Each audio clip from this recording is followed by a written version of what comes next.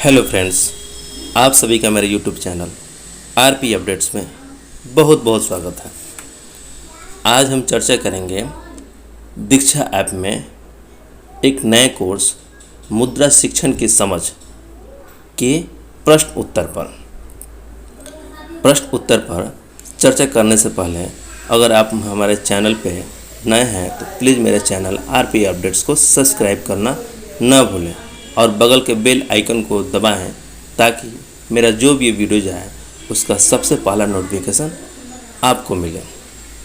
हम आज मुद्रा शिक्षण की समझ कोर्स के सभी प्रश्न उत्तर को बनाने का प्रयास करते हैं। तो चलिए शुरू करते हैं। चलिए क्वेश्चन नंबर 1 पे चलते हैं। क्वेश्चन नंबर 1 है, कक्षा में मुद्रा की समझ की शुरुआत करने के लिए बच्चों में पहले किन अवधारणाओं की समझ होनी चाहिए। आप एक से अधिक विकल्प चुन सकते हैं। इसमें 4 ऑप्शन है। पहला ऑप्शन है बचत करने की समझ, दूसरा ऑप्शन है संख्याओं की समझ, तीसरा ऑप्शन है जमा घटा गुना भागी की समझ और चौथा ऑप्शन है खरीदारी की समझ। इसका सही आंसर होगा बी और सी, संख्याओं की समझ, और सी होगा जमा घटा गुना भाग की समझ। अब इस ऑप्शन को हम सबमिट करेंगे। देखिए आपका विकल्प सही है, संख्याओं की समझ, जमा घटा गुना भागी की समझ। अब हम अगले क्वेश्चन में जाएंगे, तो यहाँ जारी रखे पे क्लिक करेंगे। क्वेश्चन नंबर 2 है, प्राथमिक कक्षाओं में मुद्रा की समझ पर काम करना जरूरी है क्योंकि आप इसमें एक ही विकल्प कोई चुन सकते हैं। इसमें 3 ऑप्शन है। मुद्रा की समझ हमारे पाठ्यक्रम का एक महत्वपूर्ण हिस्सा है। सेकेंड ऑप्शन है मुद्रा की समझ ही बच्चों को रुपए पैसे का बेहतर इस्तेमाल करने की समझ बनाती है। थर्ड ऑप्शन है यह बच्चों को संख्या और संक्रियाओं जैसे जोड़ घटाव गुना भाग से परिचय कराने का एक मौका देती है। इसका सही आंसर होगा बी, मुद्रा की समझ ही बच्चों को रुपये पैसे का बेहतर इस्तेमाल करने की समझ बनाती है। इस ऑप्शन को हम सबमिट करेंगे। आपका विकल्प सही है। इसके बाद हम अगले क्वेश्चन में जाएंगे। अगला क्वेश्चन है क्वेश्चन नंबर 3, द्वारका जी और दिलीप जी के बीच में कुछ बातें हो रही हैं। इसके भी 4 ऑप्शन हैं। आप एक ही विकल्प चुन सकते हैं। पहला विकल्प है द्वारका जी ने क्योंकि उन्होंने एक ही सिक्के के बारे में विस्तार से बताया। सेकेंड ऑप्शन है दिलीप जी ने क्योंकि उन्होंने बच्चों को सिक्कों और नोटों के साथ आज़ादी से खेलने का मौका दिया। तीसरा ऑप्शन है द्वारका जी ने क्योंकि उन्होंने एक एक करके एक सिक्के के बारे में बताया, सभी शिक्षकों के साथ देकर उन्होंने बच्चों पर बोझ नहीं डाला। और सबसे लास्ट ऑप्शन है दिलीप जी ने क्योंकि उन्होंने बच्चों को सभी नोटों और सिक्कों का अवलोकन, तुलना और वर्गीकरण करने का मौका दिया। इसका सही आंसर 4 होगा, ऑप्शन नंबर डी। देखिए आपका विकल्प सही है। दिलीप जी ने क्योंकि उन्होंने बच्चों को सभी नोटों और सिक्कों का अवलोकन, तुलना और वर्गीकरण करने का मौका दिया। अब हम अगले क्वेश्चन नंबर 4 में चलेंगे। क्वेश्चन नंबर 4 है, जावेद जी ने कक्षा 2 के बच्चों को 25 रुपये बनाने के लिए अलग अलग नोटों और सिक्कों की पोटली पकड़ाई। बच्चों ने कुछ इस तरह से 25 रुपये बनाया। इसके भी 4 ऑप्शन हैं। आप एक ही विकल्प, इसमें चारों में आप कोई एक ही विकल्प चुन सकते हैं। इसका पहला है किसी मूल्य को अलग अलग तरीके से जोड़ घटा करके बनाने में। सेकेंड ऑप्शन है अलग अलग सिक्कों और नोटों से परिचय कराने में। थर्ड ऑप्शन है एक सही तरीके से 25 बनवाने में। और फोर्थ सबसे लास्ट है संख्या 25 की बुनियादी समझ बनाने के। इसका सही आंसर होगा ऑप्शन नंबर ए, किसी मूल्य को अलग अलग तरीके से जोड़ घटा करके बनवाने के संबंध में। आपका विकल्प सही है। अब हम अगले क्वेश्चन में चलेंगे। क्वेश्चन नंबर 5 है, नायक कक्षा 3 में पढ़ता है। उसने दुकान से कुछ सामान खरीदा और हिसाब को कॉपी में कुछ इस तरह लिखा। इसमें आप एक से अधिक विकल्प चुन सकते हैं। इसमें भी 4 विकल्प है। पहला विकल्प है नायक खरीदारी से पहले बजट बनाता है। सेकेंड विकल्प है नायक लेन देन में जमा घटा का इस्तेमाल करता है। थर्ड ऑप्शन है नायक अपने खर्चे पर का रिकॉर्ड करता है। और सबसे लास्ट है नायक बिल बनाना जानता है। इसका सही आंसर होगा बी और सी। बी में हो गया नायक लेन देन में जमा घटा का इस्तेमाल कर पाता है और सी में हो गया नायक अपने खर्चे का रिकॉर्ड रखता है।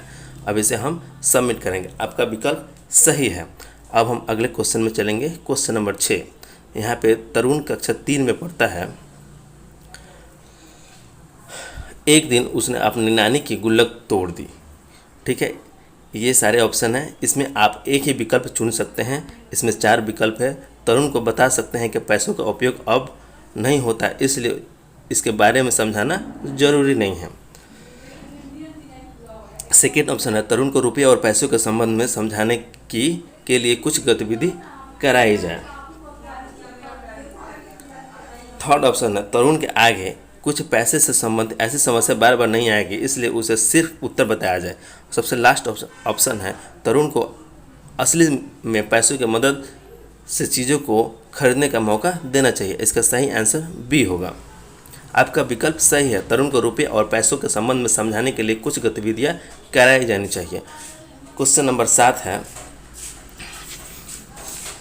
क्वेश्चन नंबर 7 है, कक्षा 3 की कविता जी ने अपनी कक्षा के बच्चों को कुछ बिल देकर उसकी जांच करने को बोला। आपको क्या लगता है, बच्चों को बिल की जांच करना क्यों जरूरी है? आप एक से अधिक विकल्प चुन सकते हैं। रुपये और पैसों के बीच संबंध बनाने के लिए। सेकेंड ऑप्शन है, बिल पर लिखे कुल मूल्य को खरीदे गए सामान के आधार पर जांच पाने के लिए। थर्ड ऑप्शन है, संक्रियाओं और जोड़ घटाकर इस्तेमाल करने के लिए। इसमें बी और सी दोनों ऑप्शन सही होंगे। आपका विकल्प सही है। अब हम अगले क्वेश्चन में जाएंगे। अगला क्वेश्चन 1 नंबर होगा। यह क्वेश्चन है, प्रफुल्ल जी ने कक्षा 3 में बच्चों को कुछ रसीद और बिल दिखाए। इसके भी 4 ऑप्शन हैं। इसमें आप एक से अधिक विकल्प चुन सकते हैं। पहला विकल्प है, बच्चे समझ पाएंगे कि बिल दुकानदार और खरीदार के बीच एक सबूत होता है। बच्चे समझ पाएंगे कि बिल पर खरीदारी की सभी जानकारियाँ शामिल होती है, जबकि रसीद में ऐसा नहीं होता है।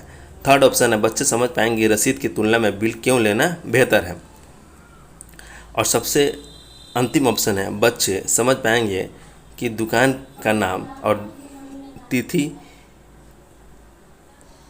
का बिल अनिवार्य है।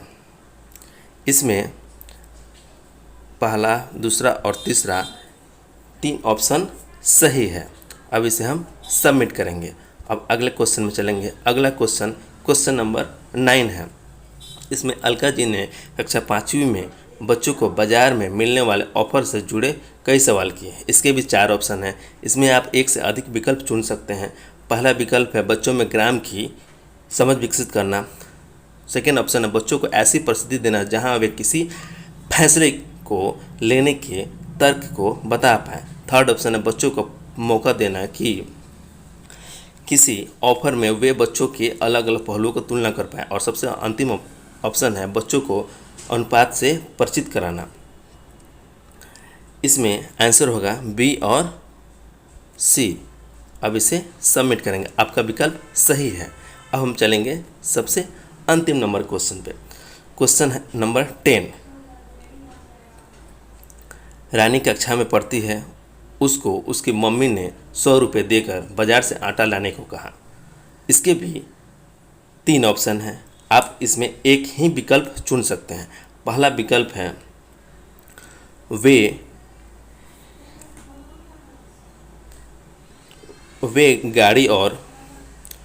गाड़ी और आटे के बीच रुपये को नहीं बांट सकते हैं। सेकेंड ऑप्शन है, वे पैसों का लेन देन करना नहीं जानते।